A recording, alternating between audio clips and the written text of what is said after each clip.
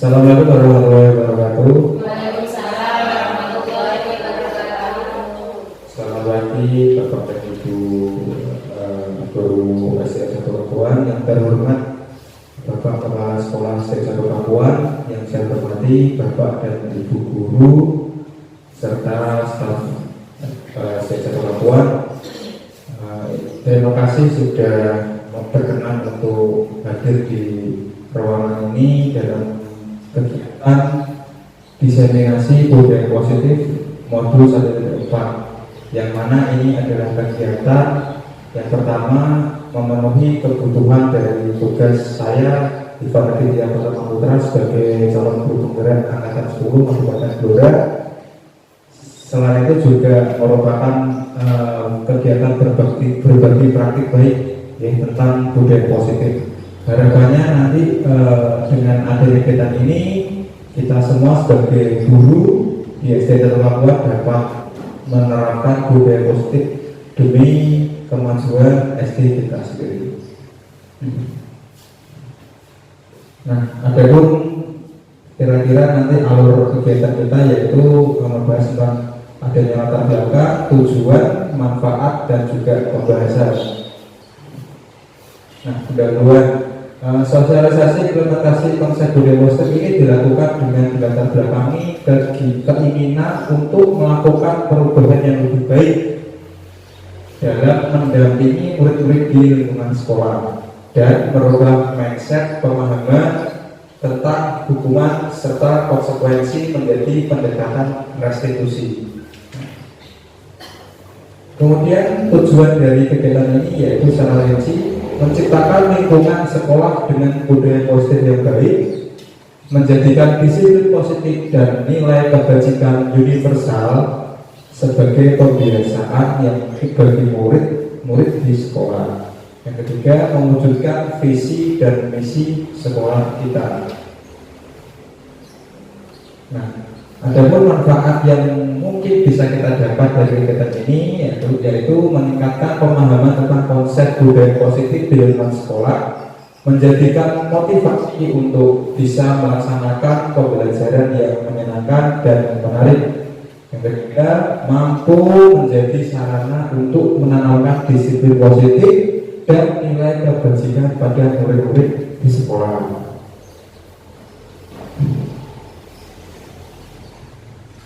Nah, adapun pembahasan yang akan kita jalani hari ini ada kurang lebih ada 6, yaitu pertama tentang disiplin positif dan nilai kebajikan. Yang kedua ada teori motivasi, hukuman, penghargaan serta restitusi. Yang ketiga yaitu keyakinan kelas. Yang keempat kebutuhan dasar manusia. Yang kelima restitusi 5 posisi kontrol.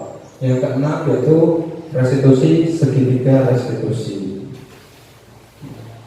Baik, sebelum menginjak ke materi pertama, bahwa kita pendidikan di Indonesia itu mengalami banyak perubahan sebetulnya dari masa ke masa.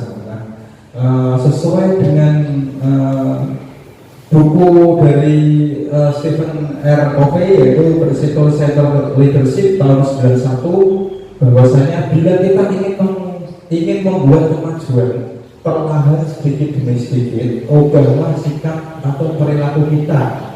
Namun bila kita ingin memperbaiki cara-cara utama kita, maka kita perlu mengubah acuan kita. Ubahlah bagaimana kita melihat dunia, bagaimana cara berpikir tentang manusia. Ubahlah paradigma kita, skema pemahaman dan penjelasan aspek-aspek tertentu tentang realitas. Nah, langsung saja kita akan menuju ke materi pertama yaitu disiplin positif dan nilai kebajikan. Filosofi dari kata disiplin itu sebetulnya berasal dari bahasa Latin yang artinya belajar, membuat orang menggali potensi menuju sebuah tujuan yang dihargai. Nah, jadi pada dasarnya itu kata disiplin itu adalah belajar. Namun dalam budaya kita, makna kata disiplin itu telah berubah menjadi sesuatu yang dilakukan seseorang pada orang lain untuk menciptakan kepatuhan. Jadi di budaya kita tuh memaknai kata disiplin itu adalah patuh. Disiplin sekolah berarti kita patuh pada aturan sekolah. Nah, itu sebenarnya kurang tepat.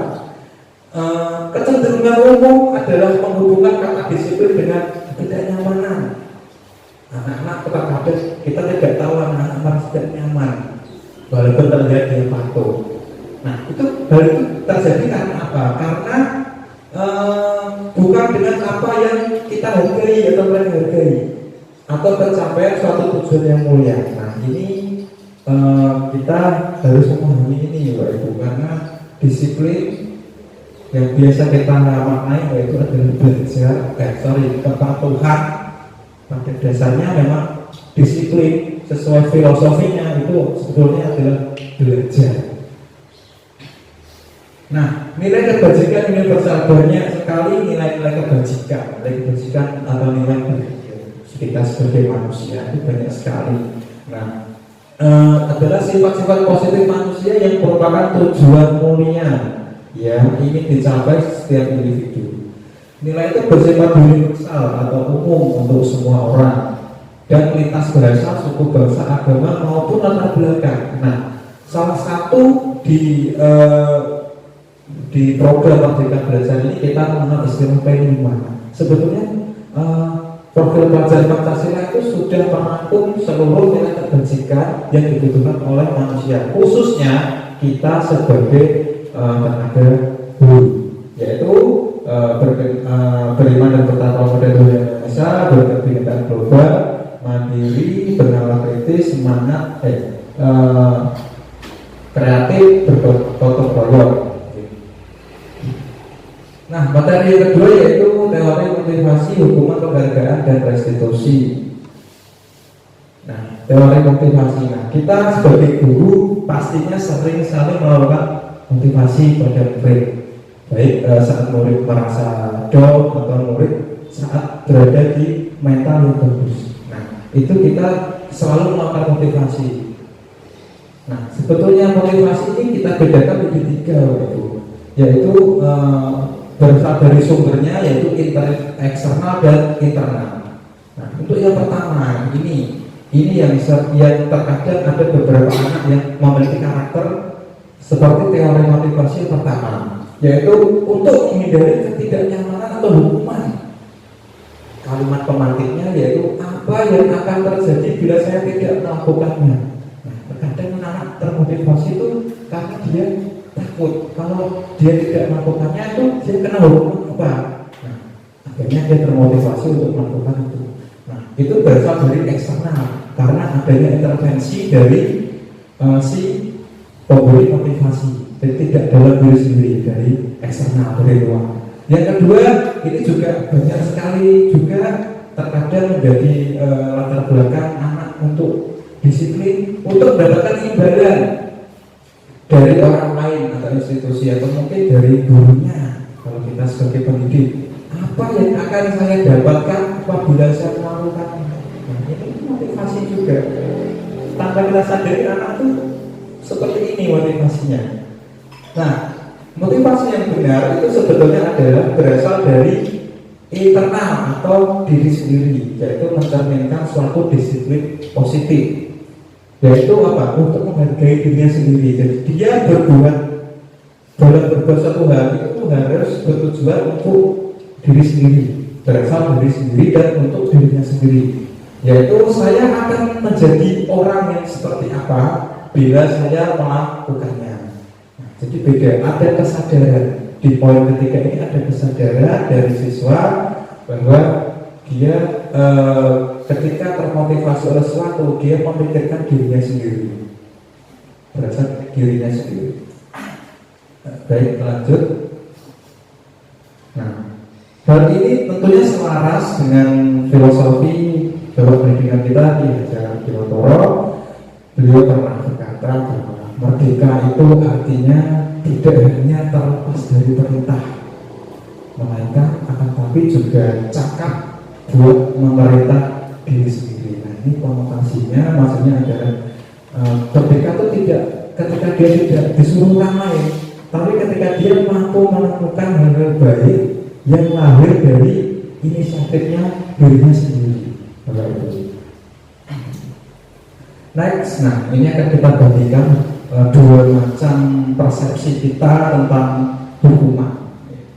Yang pertama, sebelah kiri, hukuman bersifat satu arah dari pihak guru yang memberikan, dan murid hanya menerima suatu hukuman tanpa melalui kesepakatan. Jadi ini situasi yang dimana siswa itu manut, tidak ada kesepakatan yang manut gurunya. Kalau gurunya menghukum, ya dia terima. Atau pengarahan dari guru baik sebelum sudah bisa berupa fisik maupun psikis. Nah, untuk itu tentunya kita di era zaman sekarang pendidikan, apalagi pernikahan, ya, sangat dilarang untuk memberikan hukuman yang berupa fisik maupun psikologis. Psikologis bisa berupa cemooh yang dapat merusak mental warga. Nah, di sebelah kanan mari kita bagikan. Disiplin dalam bentuk konsekuensi sudah terencana, sudah disepakati sebelumnya, sudah dibahas dan disetujui oleh murid dan guru. Umumnya bentuk-bentuk konsekuensi dibuat oleh pihak guru atau sekolah dan murid sudah mengetahui sebelumnya konsekuensi yang akan diterima. Jadi ini lebih bijak di bawah itu karena tidak seperti yang sebelah kiri tadi, persepsi hukuman itu akan alangkah lebih baiknya jika sudah terstruktur. Artinya siswa atau murid itu sudah tahu konsekuensi selanjutnya apabila dia melakukan kesalahan. Nah, itu akan lebih baik karena dia akan muncul inisiatif atau tindakan atau budaya atau disiplin positif dalam dirinya sendiri tanpa melalui intervensi atau dari si pemberi hukuman.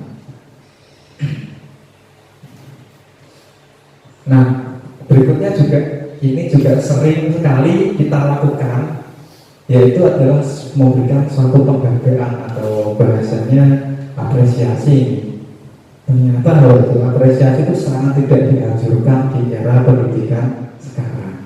Menurut versi Kementerian Pendidikan dan Kebudayaan dalam hal Merdeka Belajar itu ternyata sudah tidak disarankan itu. Kenapa? Mari kita bahas. Penghargaan hanya berlaku untuk seseorang melakukan suatu hanya dalam jangka pendek. Murid akan bergantung pada penghargaan yang diberikan serta kehilangan motivasi dari dalam, dan ketika tidak mendapatkannya maka murid tersebut akan kecewa dan berkecil hati. Kemungkinan ia tidak akan berusaha sekeras sebelumnya dalam sebuah kejuaraan contohnya, atau dalam pembagian juara di kelas. Yang tidak mendapatkan juara akan merasa terhukum. Maksudnya dia akan terhukum macam-macam, ya. Dia akan malu, akan depresi, akan takut, mungkin dimarahi orang tua. Jadi dia ternyata dia terhukum, padahal kita tidak menghukum mereka. Nah, tentunya perasaan dihukum itu hanya dirasakan oleh yang tidak mendapatkan juara. Kalau yang mendapatkan apresiasi, saya rasa tidak ada masalah. Nah, tapi bagaimana jika murid-murid kita yang lain yang tidak mendapatkan penghargaan tersebut? Pernahkah kita berpikir mungkin murid kita merasa malu, sedih, bahkan mungkin akan malas selanjutnya untuk berusaha, karena kita nggak tahu psikologis anak itu seperti apa.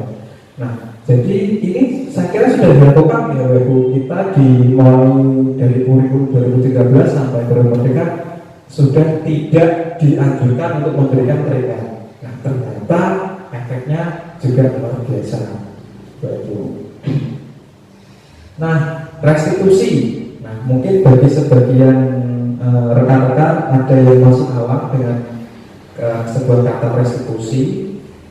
Restitusi adalah proses menciptakan kondisi bagi murid untuk memperbaiki kesalahan mereka dengan mengajarkan murid untuk mencari solusi dari masalah dan membantu murid berpikir tentang kondisi seperti apa yang mereka inginkan.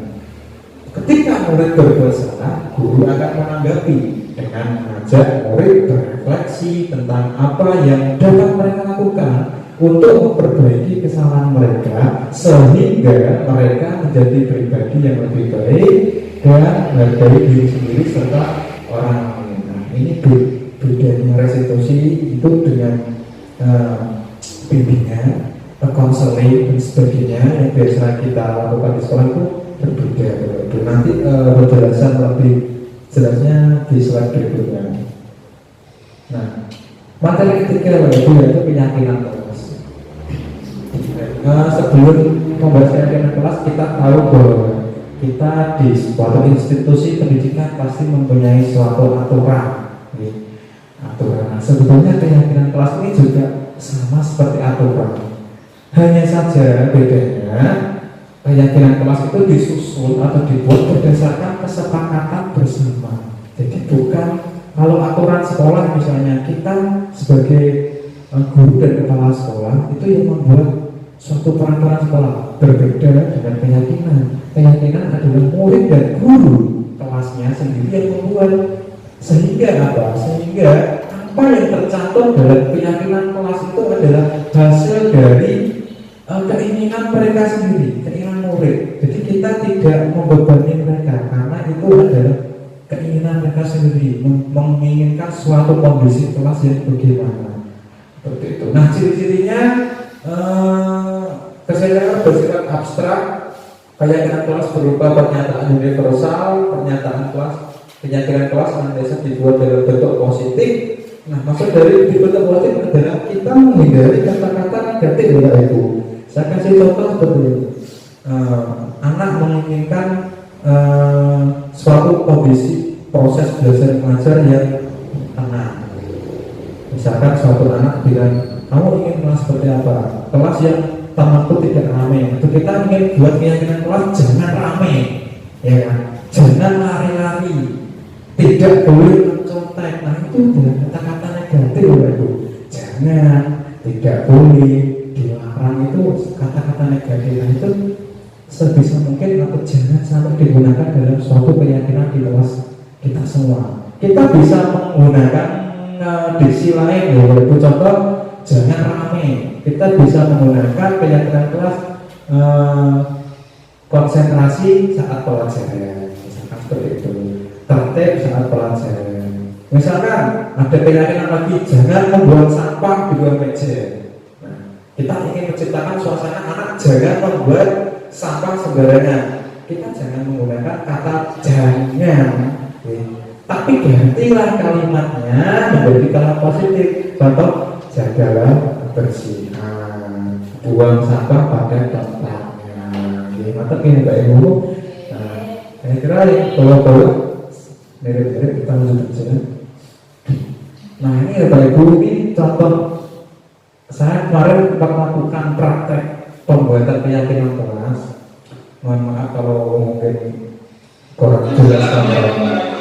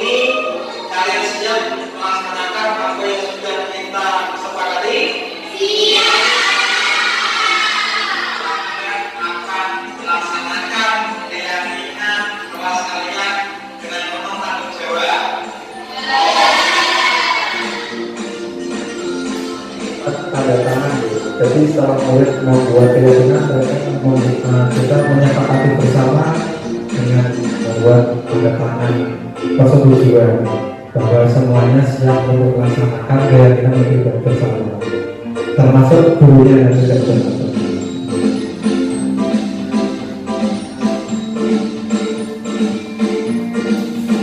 Hanya sebagai bentuk komitmen bersama saja bahwa siap untuk melaksanakan.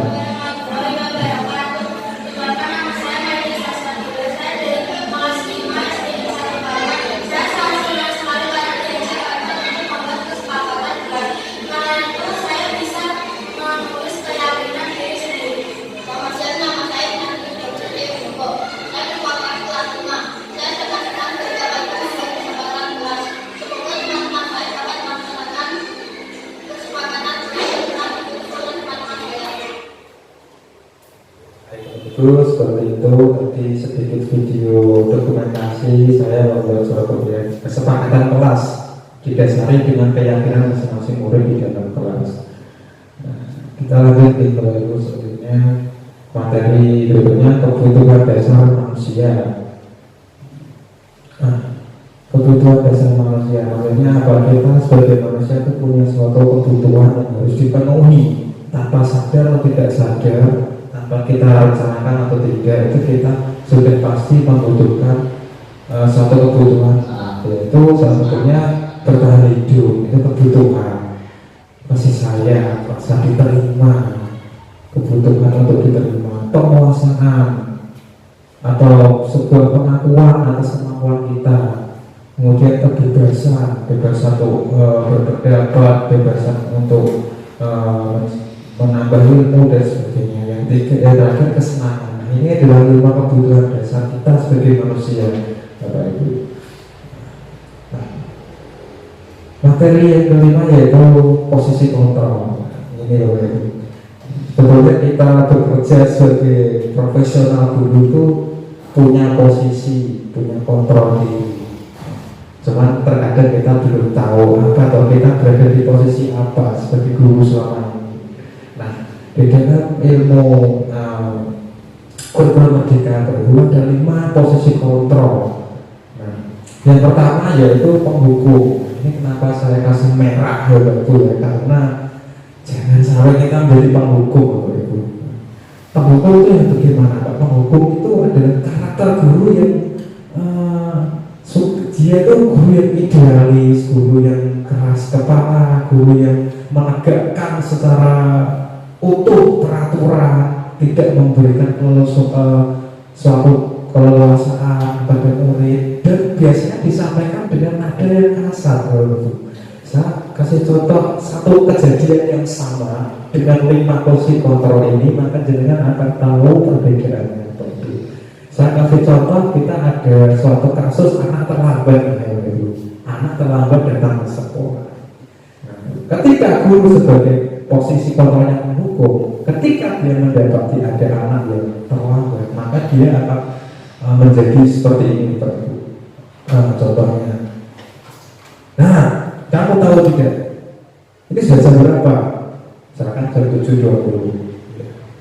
Terus dia, anak baru mau beralasan saja, guru sebagai penghukum sudah ngeblok. Tidak bisa, kamu sudah terlambat, kamu ini dasar pemalas, makanya kalau bangun jangan siang-siang. Itu adalah contoh guru penghukum. Kalau mau masuk kelas saya, lari lapangan dulu 20 kali.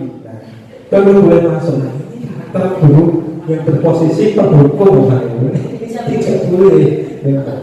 Disampaikan dengan nada tinggi, kasar, dan sama sekali tidak mendidik. Yang dia tahu hanya menegakkan aturan dan aturan. Nah, ini adalah guru yang punya posisi sebagai penghukum. Nah, yang kedua, Bapak Ibu, membuat merasa bersalah, Bapak Ibu. Nah, ini agak disampaikan dengan nada yang halus. Ya, contohnya juga sama, anak terlambat. Beliau akan berkata seperti ini, benar, kalau kamu terlambat terus, nanti Pak Ivan malu sama Pak Soekarno. Dikira Pak Ivan tidak bisa predikat kamu, makanya besok jangan datang terlambat lagi ya. Jadi guru itu membuat anaknya itu rasa bersalah, tapi tujuannya masih untuk tidak untuk anak, tapi masih untuk si gurunya. Nanti kamu kalau terlambat terus, ini lihat loh, kamu sudah terlambat seminggu ini sudah 5 hari. Nanti aduh saya malu sama guru-guru yang lain, dikira saya tidak bisa didik kamu. Nah, itu membuat merasa bersalah. Sudah disampaikan dengan nada yang halus, namun kayaknya orang mengenal itu. Nah, yang ketiga sebagai teman, sebagai teman ini mirip bisa dikatakan dia mendukung hal-hal negatif supaya tidak menjadi suatu hal-hal yang jelek. Contoh di kasus terlambat, terus disambungkan dengan maaf Pak, saya terlambat, ini tidak apa-apa, saya masuk jam 7.20 nanti kapan, nanti absennya tetap tak buat masuk tepat waktu, dan Bapak sudah masuk saja besok lagi dengan gitu. Itu sebagai teman, jadi mendukung, melindungi kesalahan anak. Karena sesuai dengan kata teman ya, dia teman kita, nanti kita berguna. Itu juga tidak kurang pas ya. Nah, yang keempat yaitu sebagai pemantau. Nah, pemantau ini sudah lebih baik Bapak Ibu. Nah, ketika dia mendapati suatu kasus anak, si guru sebagai pemantau ini akan mengingatkan mengingatkan kembali bahwa aturan-aturan di sekolah itu bagaimana, dia harus bagaimana. Nah, contohnya anak terlambat lagi, dengar kamu terlambat lagi, ya. Kamu tahu tidak kalau sekolah kita tuh masuknya jam berapa? Jam 7 Pak. Iya, sekarang sudah jam berapa? Jam 7.20. Nah, kamu tahu kan konsekuensinya kalau terlambat? Tahu Pak. Ya udah, besok lagi jangan terlambat lagi. Nah, itu sebagai pemantau, dia harus mengingatkan tentang aturan-aturan yang ada di sekolah ini yang dia langgar. Nah, yang terakhir yaitu sebagai manajer, Bu. Ini adalah puncak dari polisi kontrol yang diharapkan di era pendidikan saat ini. Polisi kontrol itu mirip seperti pemantau gitu Pak Ibu. Hanya saja dia dilengkapi dengan saran Ibu. Jadi anak ketika kasus tadi misalkan datang terlambat, gitu. Ya, enak. Kamu terlambat, ya boleh Ibu Pak. Saya minta maaf, saya sudah terlambat. Iya, saya mengerti kondisi kamu. Memangnya kamu terlambat kenapa? Kemarin saya membantu ibu saya Pak, si jajan misalnya, ya, saya sampai malam-malam, saya terus bangunnya di sini. Ya, kalau kamu tahu itu membuat terlambat, kira-kira kamu harus berbuat apa? Ya Pak, saya akan memasang alarm jam 5 subuh. Oke, kalau alarmnya masih tidak bisa, kamu kira-kira mau pakai cara apa lagi yang kedua? Saya mau pesan sebelum tidur untuk dibangunkan sama ayah saya, sama kakak saya, sama bapak saya, supaya saya bisa bangun jam 5 Pak. Tidak terlambat. Bagus. Nah, bisa lagi seperti itu ya. Nah ini peran sebagai manajer Ibu. Jadi tidak hanya menghukum, tidak hanya mencemooh, tidak hanya menyalahkan, tapi menggiring anak untuk menemukan solusinya sendiri. Nah, tadi itu bukan solusi dari gurunya, tapi dari dia, dari dirinya sendiri. Nah, ini adalah polisi manajer yang diharapkan oleh seluruh guru di era sekarang dapat dilakukan, Bapak Ibu. Yang terakhir itu segitiga restitusi. Ini adalah hanya kiasan saja, ya. Segitiga itu alur untuk melaksanakan kegiatan restitusi. Nah, restitusi suatu dialog Bapak Ibu ya, yang dijalankan guru dan atau orang tua agar menghasilkan murid yang mandiri dan bertanggung jawab. Nah, ada itu langkah-langkah dari restitusi yaitu pertama menstabilkan identitas. Anak masih gemuruh ya, masih emosinya tinggi, masih tidak terkontrol, masih sensitif. Nah, itu kita perlu menstabilkan dulu identitasnya, menstabilkan emosionalnya dengan kata-kata apa? Kata-kata yang tidak menyalahkan Bapak Ibu. Kita seakan-akan sebagai bahasa sederhananya kita sebagai termancung ya, menstabilkan identitas ini. Biasanya dia menggunakan kalimat-kalimat ini Bapak Ibu. Ya, apa-apa. Setiap orang itu pasti pernah melakukan kesalahan. Terus bisa lagi, kamu bukan satu-satunya kok yang pernah melakukan kesalahan seperti ini. Nah, ini adalah kalimat-kalimat penenang Bapak Ibu. Ketika anak sedang di posisi tinggi emosionalnya, kita tenangkan, stabilkan dulu identitasnya. Yang kedua yaitu validasi tindakan yang salah Bapak Ibu. Setelah kita tenangkan, baru kita validkan memang dia memang benar salah. Harus kita sadarkan kalau dia melakukan kesalahan. Bisa dengan kalimat yang mana ya? Ya, kamu tentunya punya alasan mengapa melakukan itu. Ya, kan? Terus, kamu keyakinan kelas apa yang telah kita langgar? Jadi anak misalkan terlambat tadi, kita tanya dulu, kita validkan kesalahannya. Keyakinan kelas apa yang kamu langgar? Disiplin, tidak disiplin, ya betul. Tidak disiplin kamu gitu. Terus, jangan kita judge langsung seperti itu. Kita tenangkan lagi ya. Kamu pasti punya alasan bahwa kenapa kamu terlambat. Nah, yang terakhir adalah menanyakan keyakinan Bapak Ibu. Keyakinan. Dengan menggunakan kalimat kelas seperti yang Bapak Ibu. kamu tuh ingin jadi seperti apa, kamu tuh bagaimana supaya tidak terlambat, apa yang kamu inginkan, gitu ya. Kemudian adakah cara efektif yang untuk mendapatkan apa yang kamu butuhkan tadi? Nah, jadi seperti kasus kena terlambat tadi ya, kamu tuh pengennya seperti apa, gitu loh. Pengen datang tepat waktu banget. Caranya gimana? Alarm, minta dikabulkan. Nah, itu betul ya. Alurnya seperti itu. Menstabilkan identitas, ini tadi sudah dijelaskan, indikasi dan masalah, menanyakan keyakinan. Nah, ini sebetulnya saya juga kemarin sempat melakukan suatu restitusi, ya, dengan kasus seperti ini. Raka dan melaksanakan tiket kelas dan berencana ingin langsung keluar. Bagas ketika keluar kelas kemudian marah dan mengejeknya.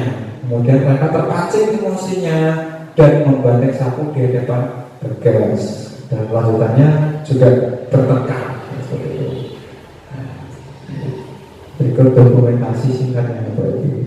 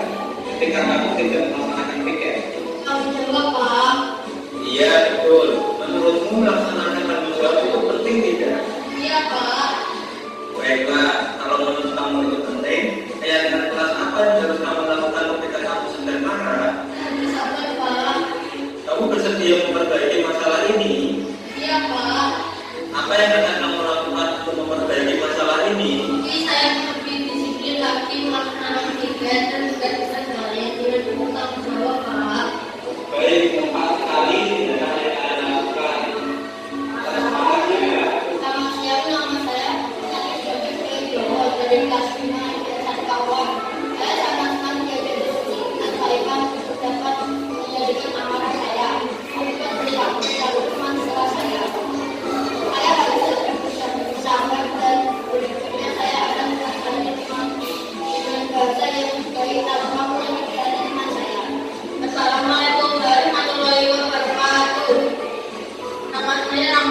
Hasan dari kelas 5 SD Satu Pakuan. Saya sangat senang sekali belajar diskusi dengan Pak Ivan untuk dapat menanyakan amanah saya dan perilaku dengan kelasnya. Saya harus lebih bersabar dan berikutnya. Saya akan lebih disiplin lagi melaksanakan tugas dan tugas lain dengan sangat sabar. Terima kasih. Jadi menurutku itulah presentasi dari saya dalam rangka kegiatan diseminasi budaya positif di SD Satu Papua dalam rangka untuk memenuhi tugas sebagai salah satu penggerak atas Kabupaten Jember.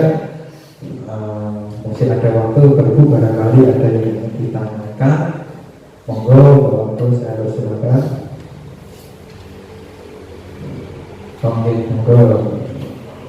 Terima kasih. Yes, monggo. Assalamualaikum warahmatullahi Waalaikumsalam warahmatullahi wabarakatuh. Ada wabarakatuh. pertanyaan, Iya. apakah restitusi boleh dilakukan oleh kepala sekolah untuk rekan guru atau hanya dilakukan pada siswa? Mengingat ibu guru adalah seorang profesional yang dirasa kurang etis apabila dilakukan restitusi. Baik, terima kasih Bapak. Ini juga mirip sekali, saya juga pernah menanyakan kepada fasilitator saya ketika saat ada kelas. Ya. Apakah restitusi ini etis dilakukan oleh kepala sekolah kepada guru lain? Non sewu, apalagi kadang-kadang ada suatu kondisi di mana kepala sekolah lebih muda daripada guru. Ya. Nah, ini pernah saya tanyakan juga. Ini saya menyampaikan hasil apa yang rekan-rekan diskusikan kemarin, boleh Bapak. Jadi boleh. Kepala sekolah itu juga boleh melakukan restitusi. Karena sebelum ada restitusi, ada istilah restitusi di dunia pendidikan, di pekerjaan kita, dunia profesional kita mengenal istilah pembinaan. Kita mengenal istilah pembinaan. Kita punya atasan, misalkan pengawas, lebih tinggi lagi kabin pembinaan dan sebagainya. Ini mirip itu. Sedangkan pendekatan di restitusi itu malah dirasa lebih baik. Karena apa? Secara tidak langsung menyadarkan, tidak menyalahkan, tapi menyadarkan, mengajak yang bersangkutan untuk memahami atau mengerti apa yang salah, kemudian menggiring atau menuntut dia untuk menemukan solusi sesuai dengan apa yang diinginkan. Nah, jawabannya jadi boleh. Tentu saja kita perlu perhatikan beberapa mungkin dari situasi dan kondisinya pastinya berbeda ketika kita merestitusi siswa, murid dengan kita melakukan restitusi kepada guru. Terima kasih Bapak. Berikutnya, monggo. Oke.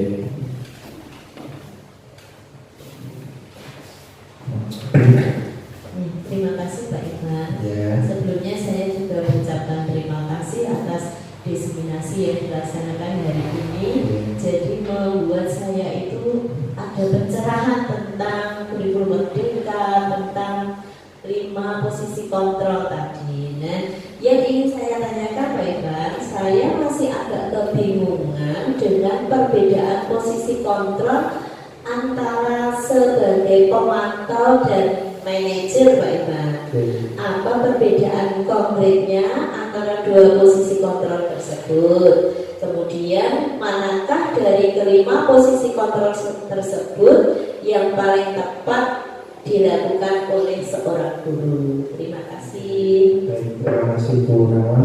Nah, seperti yang saya jelaskan tadi, memang ada kemiripan antara posisi kontrol sebagai pemantau dan sebagai manajer.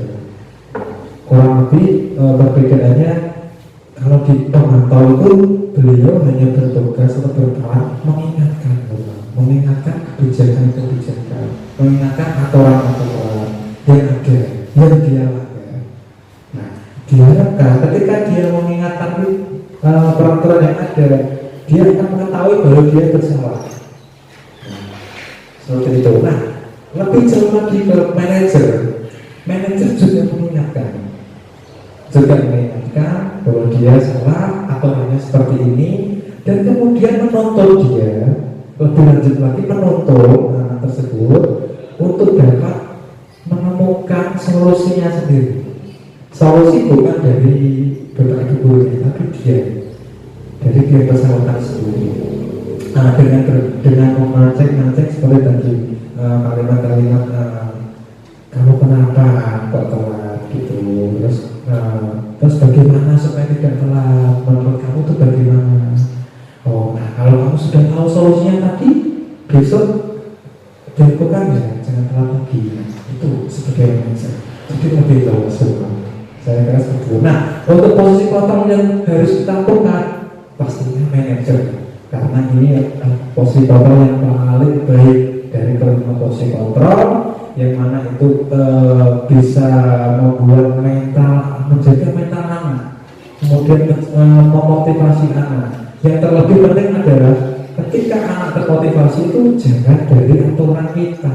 Jadi biarkan dia menyadari sendiri kesalahannya, kemudian dia berupaya memperbaikinya sendiri, kemudian akhirnya akan muncul motivasi dalam dirinya sendiri. Seperti itu. Nah, terima kasih. Baik, Bapak Ibu, sekian dari kegiatan diseminasi yang dilakukan. Apabila ada kurang lebihnya saya mohon maaf. Terima kasih. Wassalamualaikum warahmatullahi wabarakatuh.